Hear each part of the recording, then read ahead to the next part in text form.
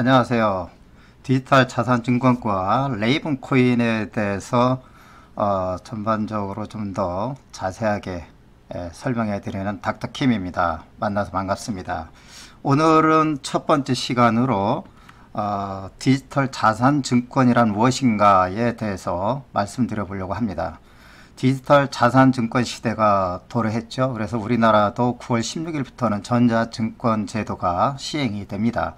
그래서 전자증권 제도라는 것 하에 요즘에 디지털 자산증권이라는 것이 대세인데 이 디지털 자산증권이라는 게 무엇인가에 대해서 살펴보도록 하겠습니다. 먼저 디지털 자산증권을 우리가 먼저 이해하기 전에 암호화폐 유형을 먼저 살펴볼까요? 암호화폐는 스위스 금융감독청인 FINMA에서 세 가지로 좀 분류를 했습니다. 그래서 첫 번째는 비트코인과 같은 페이먼트 기능하는 것, 즉 지불 기능만 하는 그러한 암호화폐가 있고요. 또 다른 하나는 유틸리티 코인이라는 것이 있습니다. 이 부분은 뭐냐면 우리가 어떤 특정 서비스의 어떤 사용 권한을 갖게 되는 것이라고 볼 수가 있죠. 예를 들면 여러분들이 골프 회원권을 가지신 분이나 리조트 회원권을 가지신 분들은 그런 골프장을 부킹하고 골프장을 좀 더 싸게 이용할 수 있는 권한을 갖듯이 유틸리티 코인을 갖는다는 것은 바로 그런 의미라고 볼 수가 있습니다. 그래서 여러분들이 어느 특정 회사나 특정 유틸리티 코인을 갖고 있다 그러면 그 코인을 활용해서 서비스라든가 이런 것들을 좀 더 쉽게 이용할 수 있는 권한이라든가 거기에서 어떤 일부의 서비스도 좀 더 다른 사람에 비해서 받을 수 있다든가 이런 것을 할 수 있는 것이 유틸리티 코인이라고 볼 수가 있죠. 마지막으로 세큐리티 토큰이라는 것이 있습니다. 이것이 우리가 얘기하는 디지털 자산 증권이라고 보시면 되겠습니다. 세큐리티 토큰이라고 하는 것은 주식이나 채권은 물론 자산으로 우리가 평가받을 수 있는 모든 현물 자산을 또 뭐 우리가 예를 들면 부동산이라든가 예술품, 지적재산권 이런 것들 다 포함한다고 볼 수 있죠. 이런 것들이 모두 블록체인 네트워크 상에서 지분을 소유하게 되는 것이다. 이렇게 이해하면 되겠습니다.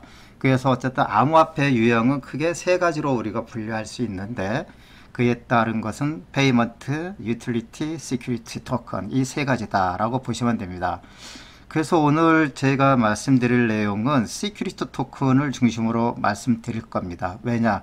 페이먼트나 유틸리티 코인이라고 하는 것은 지금까지 우리가 ICO 시장에서 널리 봐왔던 겁니다.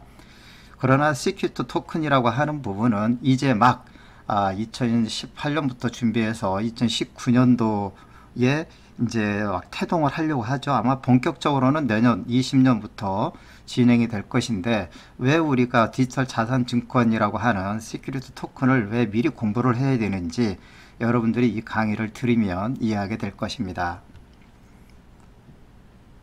자, 디지털 자산 증권을 한번 정의를 해보죠. 우리가 여러분들 잘 아시는 SEC라고 아시죠? 미국 증권거래위원회 SEC. 이 SEC에서 정의한 내용을 보면 디지털 자산 증권이란 주식, 채권, 펀드, 그죠? 그 다음에 부동산 등의 어떤 현물 자산을 블록체인 기반의 토큰과 연동한 디지털 자산, 이것을 디지털 자산 증권이다 라고 이야기한다는 것이죠. 그러면 시큐리티 토큰이라고 하는 것은 뭘까? 즉 증권형 토큰이라고 합니다. 우리나라 말로는. 이 증권형 토큰이란 해시넷, 우리나라의 그 아주 암호화폐나 또는 블록체인 관련해서 모든 그 용어, 위키피디아처럼 용어를 정의하는 것이 해시넷이죠. 이 해시넷에서 정의한 내용을 보면 그렇습니다. 자, 주식, 채권, 부동산 등 현실 세계의 자산을 블록체인 기반의 암호화폐에 패깅된 디지털 자산을 말한다. 이것은 증권형 암호화폐 또는 시큐리티 토큰이다 라고 정의도 한다고 하죠. 같은 말이라고 보는 겁니다. 자, 블록체인 기반의 암호화폐에 패깅한다 라는 얘기는, 패깅이라는 것은 뭔가 탁 고정한다는 것이요, 못질하거나 하는 것이죠. 그래서 블록체인 기반의 네트워크 상의 암호화폐에다가 이것을 꼭 연동시켜서 박아놓는다, 뭐 이렇게 이해하시면 됩니다. 어쨌든 간에 증권형 토큰이다 라고 얘기하면 주식, 채권, 부동산 등 우리가 현실 세계의 모든 그 돈으로서 가치를 발휘할 수 있는 자산, 이러한 자산을 블록체인 위에 네트워크상에 올려서 이것을 토커나이제이션, 즉 암호화폐화 해서 거래할 수 있게 만든다. 그런 얘기라고 이해하시면 되겠습니다. 이런 디지털 자산증권이라는 용어는 사실은 미국 그 SEC, 미국 증권거래위원회에서 규정한 어떤 법적인 용어라고 볼 수가 있는데, 증권형 토큰은 우리 블록체인 기반의 암호화폐에서 일상적으로 불리는 용어이기도 하지만, 앞에서 보셨지만 스위스 핀마에서 이렇게 정의를 했죠. 그래서 시큐리티 토큰이라고 얘기하는 것, 증권형 토큰이나 또는 디지털 자산 증권 모두 같은 의미입니다. 이렇게 이해하시면 되겠습니다. 자, 그러면 디지털 자산 발행이 가능한 것들을 한번 살펴볼까요? 우리가 STO나 STO, 시큐리티 토큰 오퍼링이라고 하는데, 증권형 토큰 발행이 가능한 자산들이 뭐가 있을까 한번 살펴보면, 각종 예술품이라든가 사파, 애니메이션 이런 거 다 가격을 매길 수가 있죠. 그리고 요 가격 매길 수가 있는 것들이, 자, 예를 들면 빈센트 반 고흐의 40억짜리의 그림을 내가 가지고 있는데, 이 40억짜리 그림을 한번 판매하거나 하려면 참 힘들죠. 그죠? 그렇다면 이것을 토커나이제이션 해서 쉽게 파는 방법이 있습니다. 그래서 이거를 5,000원짜리로 잘게 주식처럼 쪼개가지고 이것을 STO 전문 거래소에서 거래하게 되면 쉽게 사고 팔고 하는데 굉장히 좋겠죠. 그래서 유동성이 굉장히 좋아지죠. 그런 면에서, 그리고 평상시에 일반인들이 이걸 갖고 싶었지만 갖지 못했던 분들한테는 이런 것에 대한 일부의 지분을 가질 수 있다라고 보는 겁니다. 또한 여러분들 잘 아시지만 그 일반 기업들도 있죠. 일반 기업들이 갖고 있는 각종 자산들이 많죠. 뭐 브랜드 라이센스라든가 또는 뭐 채권이라든가 주식이라든가 또는 회사의 어떤 기술 특허권 이런 거, 또는 뭐 브랜드들, 이런 회사들의 모든 것도 자산화할 수가 있다라는 것이죠. 그 다음에 특히 뭐 음반, 소프트웨어 또는 게임, 마일리지, 뭐 여러분들 항공사 마일리지 같은 거, 이런 것도 모두가 다 자산화할 수가 있다. 심지어는 에너지 자원도 자산화할 수가 있고요. 그 다음에 특정 경기장의 티켓이라든가 영화관 티켓 같은 경우, 이런 것도 자산화가 가능하고, 또는 골드바, 또 은화, 이런 것도 현물 자산이긴 하지만 골드바 하나가 예를 들면 1억이다 그러면 1억짜리 하나를 팔기에는 어렵지만, 이것을 블록체인 상에서 토큰화이저, 즉 증권형 토큰을 발행을 해서 5,000원짜리 또는 만원짜리로 잘게 쪼개진 토큰화이제이션 된 것을 전문 증권형 토큰을 거래할 수 있는 거래소에서 거래하게 되면은 유동성도 좋아지고, 이걸 보유하고 있는 사람들도 쉽게 거래해서 현금화하기가 좋겠죠.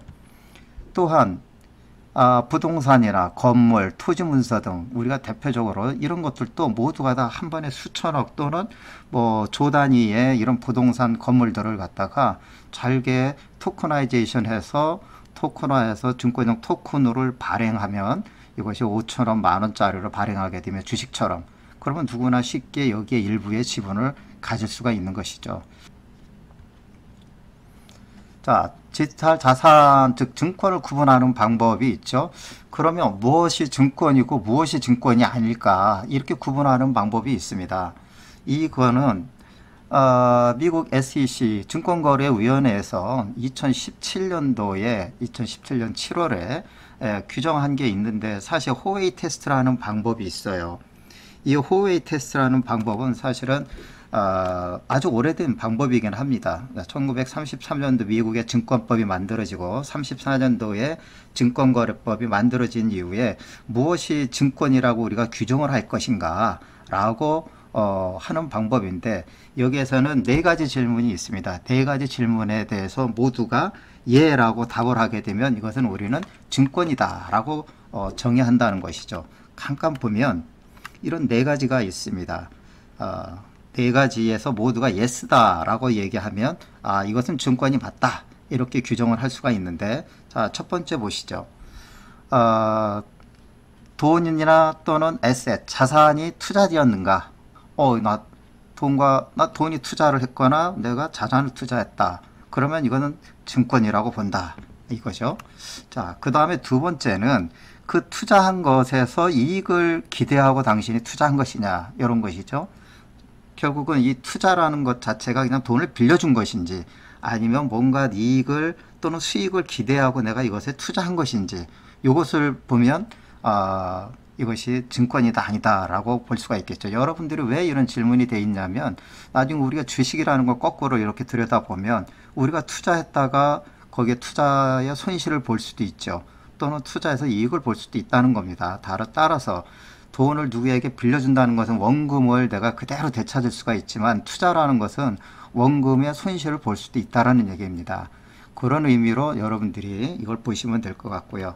자, 세 번째는 이러한 투자된 돈이나 자산, 이러한 것들이 어떤 공동의 프로젝트나 어떤 공동의 어떤 기업에 투자한 것인 건가 라는 겁니다. 네 번째는 결국은 이겁니다. 투자자들이 서로 돈을 모아서 투자해서 거기에서 이익을 내서 서로 나눠 갖는 거냐, 이건 투자라고 보는 것이 아니고요. 그래서 증권이라고 보지 않는다는 겁니다. 증권이라고 보는 것은, 자, 투자자가 어떤 회사에 투자를 하고 그 회사는 어떤 상품을 만들고 서비스를 만들어서 제3의 고객으로부터 어떤 특정 시장에서 그 고객들을 상대해서 뭐를 합니까? 매출도 올리고 이익을 낸 돈을 가지고 이걸 투자자들에게 돌려주는 것이죠. 즉 제3자라든가 또는 프로모터들의 어떤 노력에 의해서 이 수익이 발생되는 것이냐, 그러는 것이죠. 그러면 그것은 증권이라고 보겠다는 겁니다. 이해가 되시죠? 네, 바로 이 투자라는 개념 자체가 항상 리스크가 따르게 된다라는 것을 여기서 의미하게 되고요. 그리고 그 리스크라는 것은 원금을 손실을 볼 수도 있다. 따라서 미국 SEC에서 규정한 것은 이런 네 가지의 기준에 의해서 모두가 예스여야만이 이것은 증권이다, 이렇게 분류가 되겠다는 것이죠. 왜 우리가 증권에 대해서 이렇게 정확하게 짚고 넘어가야 되냐면, 증권형 토큰이라는 것을 명확하게 구분하기 위한 것입니다. 그리고 증권형 토큰이 되려면 현행 법규의 규제를 받아야 하기 때문에 그렇습니다.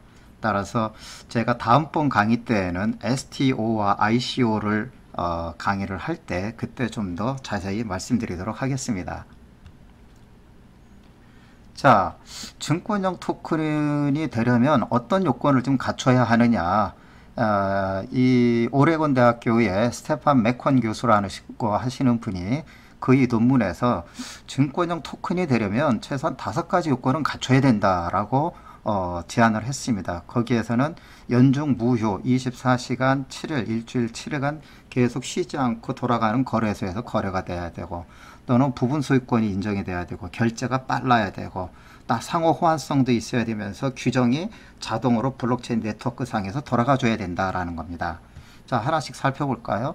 자, 연중 무휴라고 하는 부분은 여러분들 잘 아시지만 우리 주식시장은 어떻게 됩니까? 9시에 개장해서 오후 3시 반에 문을 닫지 않습니까? 미국은 9시 반에 열어서 오후 4시에 문을 닫듯이 기존의 주식시장은 시간이 정해져 있다는 겁니다. 그러나 암호화폐 거래를 하는 것은, 즉 증권형 토큰이 거래되는 이러한 거래소는 연중 쉬지 않고 계속 24시간 풀리로 돌아가는 것이어야 된다는 것이죠. 이래야만 이것은 증권형 토큰이라고 볼 수 있지 않겠냐, 이렇게 보는 겁니다. 자, 그 다음에 두 번째는 부분 소유권이 인정이 돼야 된다는 것입니다. 앞에서 제가 말씀드린 것처럼 미술품이든 또는 부동산이든 100억짜리 부동산을 갖다가 이것을 증권형 토큰 거래소에다가 올려서 매매를 하려면 이것을 주식처럼 5천원짜리면 5천원짜리, 만원짜리면 만원짜리로 잘게 쪼개서 그것을 발행해서 거래소에 올려서 팔게 되면 어떤 분은 10만원어치 살 수도 있고 어떤 분은 100만원어치 살 수가 있겠죠. 그 10만원어치나 100만원어치 내가 그것을 사게 되면 그 부동산에 대한 소유권이 저에게 오는 겁니다. 즉 부분적인 소유권을 인정을 해줘야 되는 것이 바로 증권형 토큰이다, 이렇게 정의가 할 수 있겠죠. 그래서 자산을 분할하여 우리가 토큰화함으로써 토큰 소유자들 간의 어떤 지분에 대한 소유권이 인정이 돼야 되는 것이다 라는 것이죠. 자, 세 번째 한번 보면 자동화된 규정 준수다라고 하는 건데, 미국 증권거래위원회 이런 데에서는 어떤 증권법이라든가 증권 거래와 관련된 법규를 제정하고 그것을 관리하고 감독하죠. 우리나라의 증권 금융감독원처럼 그런 것을 모두 관리하고 감독하게 되는데, 이것이 사람에 의해서 관리하고 감독하는 것이 아니라 블록체인 네트워크에 올려지면 이것이 스마트 컨트랙 기능이 들어가든 해서 자동으로 그 규정이 준수가 되도록 만들어져야 되는 것이죠. 그래서 사람의 손에 거치는 것이 아니라 이미 프로그래밍 상에서 이것이 모두가 다 운영이 되도록 만들자는 것입니다. 자, 그 다음에 네 번째 보면 빠른 결제입니다. 우리가 기존의 주식시장 보시면 여러분들 잘 아시죠? 우리가 T3 그러면 어떻게 됩니까? 내가 주식을 팔게 되면은 이것이 내가 현금화가 돼서 내 통장으로 들어오는 데까지 며칠이 걸리죠. 우리나라는 현재 3일 정도 걸립니다. 그것이 왜 3일 걸립니까? 증권 예탁결제원인가요? 거기를 통해서 거기에서 정산을 하고 정산된 금액이 저에게 오고 제가 판 주식은 또 누군가에게 전달해야 되고 이런 과정을 거치게 되는 것이죠. 그래서 3일 정도가 걸려서 현금이 저에게 오는데, 블록체인 네트워크 상에서 이런 토큰이 거래가 되면 이미 서로 소유권과 소유권이 이전되고 내가 돈을 지불하는 동시에 소유권이 이전되는 것이 동시에 이루어진다는 겁니다. 그래서 미국의 오버스탁닷컴의 패트릭 버니 T0라고 하는 증권형 토큰을 전문적으로 거래할 수 있는 거래소를 만들었지 않습니까? 그건 나중에 제가 또 다른 강의에서 좀 더 말씀드릴 겁니다. 어쨌든 결제가 거의 리얼타임으로 이루어진다, 이렇게 보시면 되고요. 그 다음에 상호 호환성은 이것이 블록체인 네트워크 상에서 올려가지기 때문에 사람들마다 쓰는 컴퓨터가 다르고 소프트웨어가 다르고 또 결제하는 암호화폐 유형이 다릅니다. 어떤 분은 뭐 이더리움 결제하고 리플로 결제하고 라이트코인으로 결제하고, 결제를 하는 것도 그렇지만 서로 이용하는 소프트웨어라든가 컴퓨터의 기종이 다르거나 하더라도 이런 것이 모두가 다 호환이 돼야 된다는 겁니다. 이런 것들이 호환이 안 되면 증권형 토큰의 요건을 갖추기는 좀 어렵지 않느냐. 이렇게 오레곤 대학교의 스테판 맥콘 교수께서 나름대로 5가지 요건을 좀 갖추어야 된다라고 정의를 좀 해놨습니다. 자, 그렇다면 왜 자산을 토큰화하겠다는 건가요? 자산을 왜 굳이 증권형 토큰으로 발행을 하려고 할까요? 첫 번째 보시면 앞에서 지금까지 쭉 보셨지만 자산 분할이 매우 용이하죠. 그래서 큰 덩치가 큰 자산을 갖다가 서로 거래하거나 매매하거나 하려면 이게 굉장히 좀 어려운데, 자산 분할이 토큰화이제이션을 하면 용이하기 때문에 어떻게 하겠습니까? 거래가 굉장히 용이하겠죠. 그래서 자산을 쉽게 세부적인 단위로 쪼갤 수 있다라는 거, 이걸 우리는 토큰화이제이션이라고 하죠. 그러면서 동시에 유동성도 좋아지고 거래도 용이해지는 겁니다. 100억짜리 한번 건물을 매매를 하거나 또는 2, 30억짜리 집을 한번 매매를 하거나 하려면 이게 쉽지가 않죠. 그렇지만 이것을 5천원짜리로 만원짜리로 토큰화해서 이것을 전문 증권형 토큰을 거래하는 거래소에서 자산을 세부적으로 쪼갠 것을 올려서 이걸 5천원짜리 만원짜리로 쪼개서 팔게 되면 이게 쉽게 거래가 되니까 거래도 용이하고, 또 이것을 갖고 있어서 매매를 하고 싶어하는 주인 입장에서는 쉽게 현금화를 할 수 있기 때문에 유동성이 매우 좋아지겠죠. 그 다음에 보안성입니다. 블록체인 네트워크 상에 올려져서 이게 거래가 되기 때문에 뭐 블록체인 네트워크가 위변조가 불가능하다, 이것은 이제 뭐 더 이상 얘기를 안 해도 다 아실 겁니다. 위변조가 왜 불가능하죠? 블록체인 네트워크라는 데가.